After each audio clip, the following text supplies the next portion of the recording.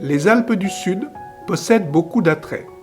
Des paysages étonnants des grands cols alpins aux riantes vallées larges ou aux canyons dont celui du Verdon entre autres. Des villages typiques haut perchés,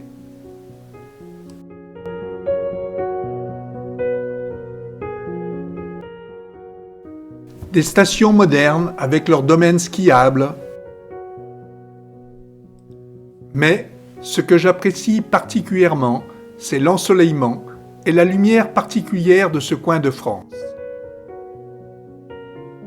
Pour arriver dans les Hautes-Alpes, le plus simple est de franchir le col Bayard, situé à 1248 mètres d'altitude, qui passe de la vallée du Drac à celle de la Durance. Et je garde en mémoire un passage au mois de décembre où le ciel m'avait alors offert un spectacle féerique.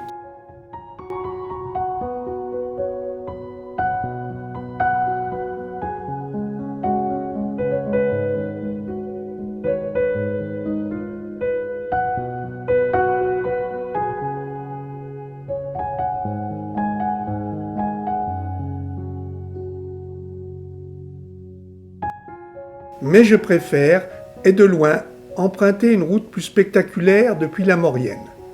Le mythique col du Galibier, situé à 2646 mètres, et ensuite rejoindre Briançon en redescendant par le col du Lautaret.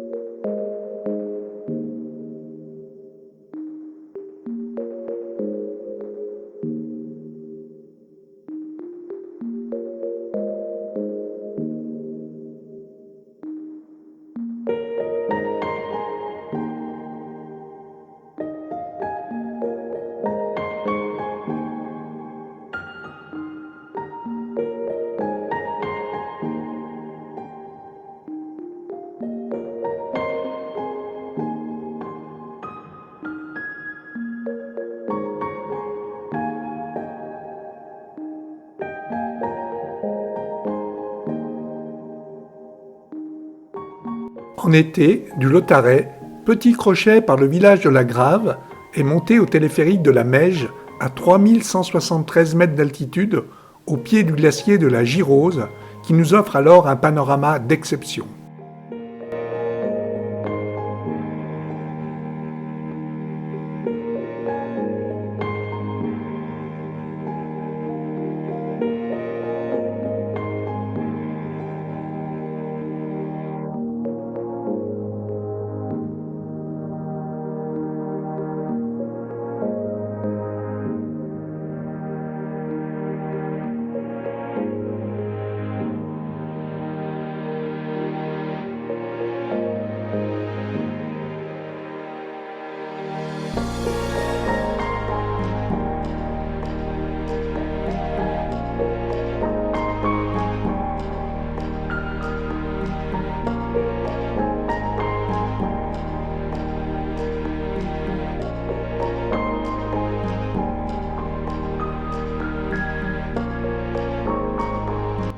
Ma saison préférée pour franchir le Galibier, c'est en automne, quand les paysages se parent alors de jaune et de rouge.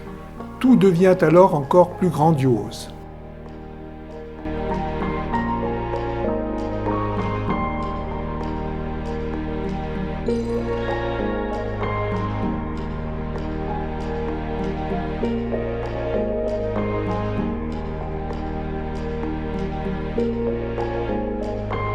Si l'on prend le temps de bien regarder et d'écouter, on y verra des marmottes à profusion. Et là-haut dans le ciel planent les vautours fauves. Et dans les massifs alentours, c'est le paradis des bouquetins.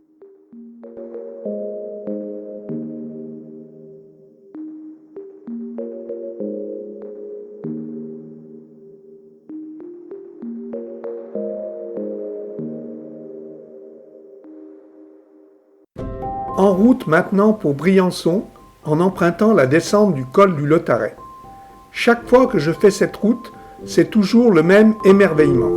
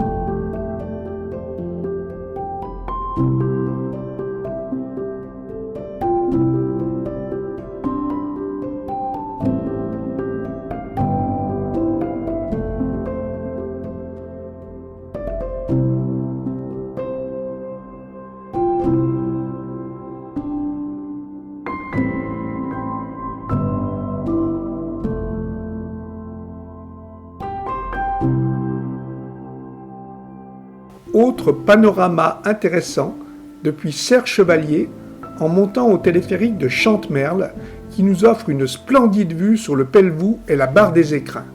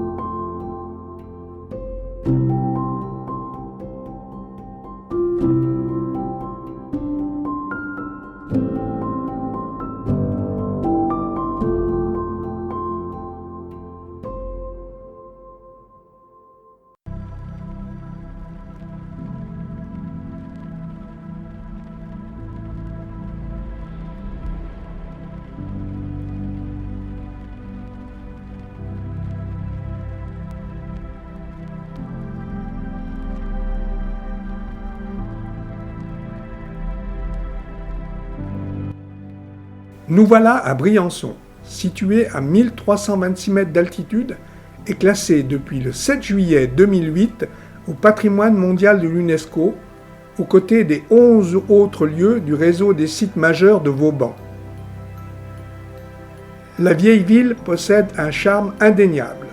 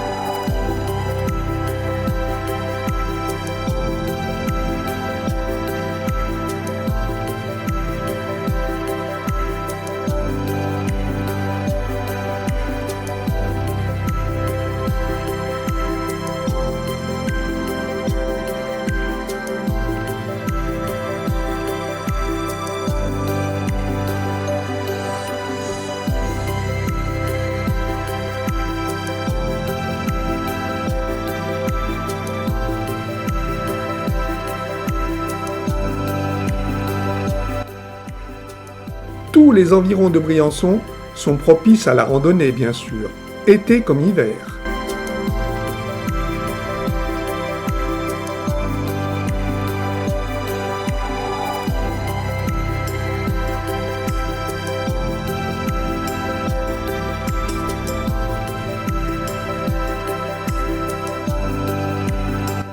Si il y a une vallée que j'adore, c'est bien celle de la Clarée, qui offre des paysages de toute beauté avec cette lumière propre aux Alpes du Sud.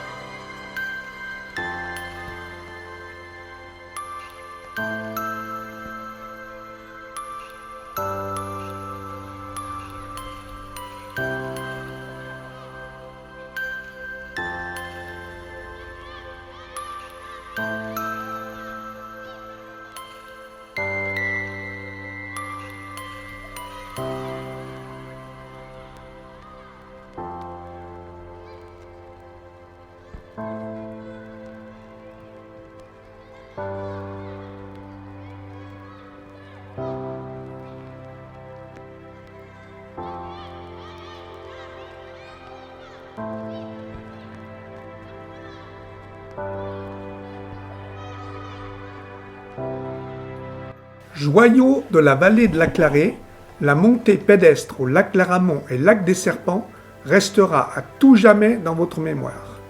Ça méritait bien de vous montrer en image tout le parcours de cette randonnée. Alors feuilletons l'album de ce parcours d'exception.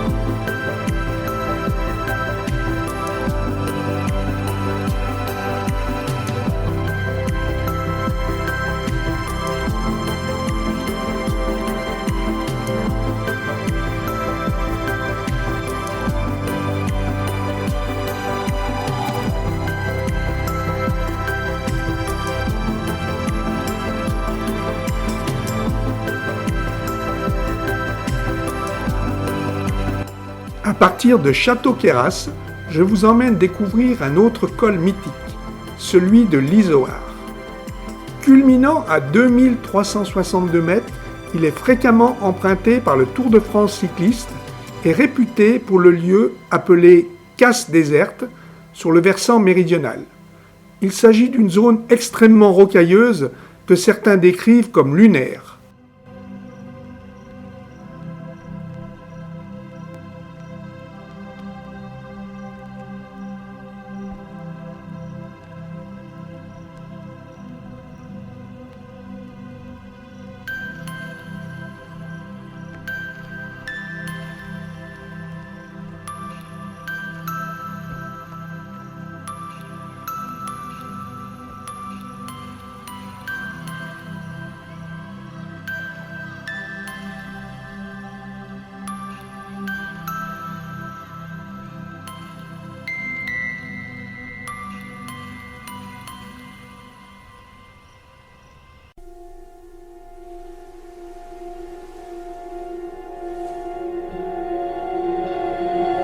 En redescendant le col, on a l'impression qu'une soucoupe volante apparaît.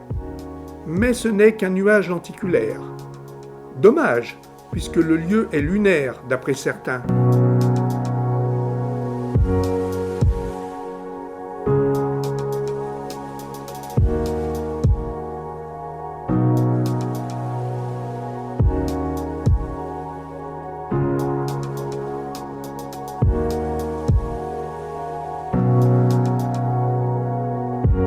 Pour rejoindre le département des Hautes-Alpes et Gap, on peut aussi venir de la Drôme. Je fais un premier petit arrêt au Claps, qui se trouve à 2 km au sud du village de Luc-en-Diois.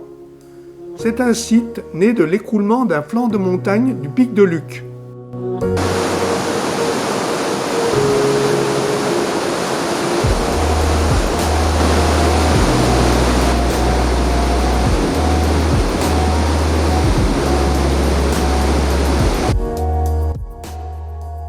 J'arrive alors sur Gap par le col de Cabre et je profite des sommets enneigés lors de mon dernier passage pour amener quelques beaux panoramiques.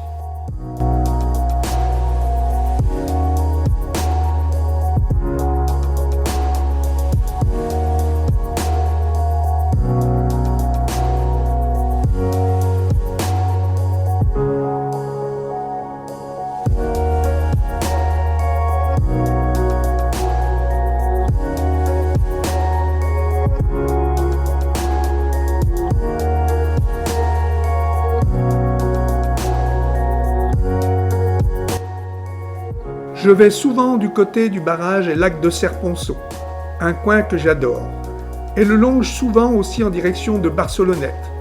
Je voudrais donc vous faire partager quelques beaux clichés de ce lac.